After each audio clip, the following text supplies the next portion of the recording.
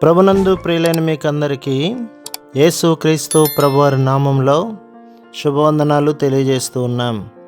ఎడారి సెలయేర్లు అను ఈ దినపాఠమునకు స్వాగతం. జనవరి 25. నీ దుడ్డు కరయు నీ దండమును నన్ను ఆదరించును. కీర్తన గ్రంథం 23వ అధ్యాయం 4వ వచనం. మా నాన్నగారిది ఓ పల్లెటూరు. ఆ ఊళ్ళో మా ఇంట్లో ఒక చిన్న ఆల్మారా ఉంది. దానిలో తరతరాలుగా మా పూర్వీకులు వాడిన చేతికర్రలు భద్రంగా ఉన్నాయి. సెలవులకి ఆ ఊరు వెళ్ళి ఆ ఇంట్లో ఉంటుంటాం.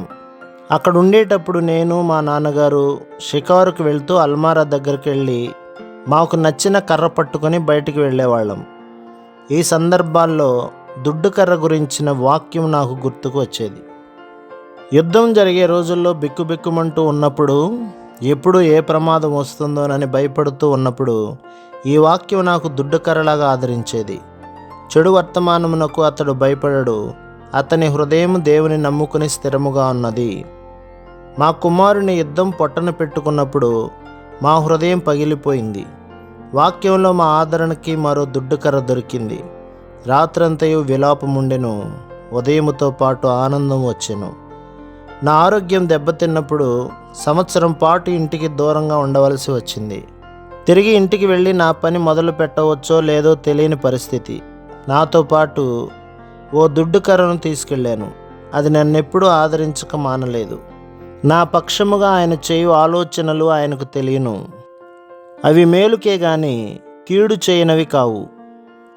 ప్రమాదం లేక అనుమానం అలుముకున్న సమయంలో, సమస్య మానవ జ్ఞానానికి అందకుండా పోయిన వేళలో ఈ దుడ్డు కర్ర సాయంతో ముందుకి సాగిపోవటం నాకు తేలికైంది.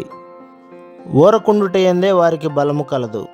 అత్యవసర పరిస్థితుల్లో స్థిమితంగా ఆలోచించడానికి సమయం లేనప్పుడు ఈ దుడ్డు కర్ర ఆదుకునేది తొందరపడని నిరీక్షణ గలవాణ్ణి. మార్టిన్ లూథర్ భార్య ఒకసారి అంది, దేవుడు నా బ్రతుకులో కొన్ని కష్టాలు తీసుకురాకపోయినట్లయితే ఫలానా కీర్తనలో ఫలానా విషయాలు ఉన్నాయని, ఆత్మ ఫలానా రీతిలో పనిచేస్తుంటుందని నాకెప్పటికీ తెలిసేది కాదు. క్రైస్తవుల బాధ్యతలేమిటో ఎప్పటికీ అర్థమయ్యేది కాదు. దేవుని దండం చిన్న పిల్లవాడిని శిక్షించే ఉపాధ్యాయుడి బెత్తం లాంటిది. అది ఆ పిల్లవాడికి అక్షరాలు నేర్పిస్తుంది. దేవుడు అలానే తన దండంతో మామూలు పరిస్థితుల్లో మనం నేర్చుకోలేని యోగ్యమైన పాఠాలను నేర్పుతాడు. దేవుడు ఎల్లప్పుడూ తన దండంతో పాటు దుడ్డు కర్ర కూడా పంపుతాడు. నీ కమ్ములు పాదరక్షలు ఇనుపవియు ఇత్తడివియునై ఉండును. నీవు బ్రతుకు దినములలో నీకు విశ్రాంతి బలము కలుగును. ద్వితీయోపదేశకాండం 33వ అధ్యాయం 25వ వచనం. రాతి బండలున్న దారి గుండా పంపేటప్పుడు తప్పకుండా ఇనుప చెప్పులు ఇస్తాడని నిస్సందేహంగా నమ్ముదాం.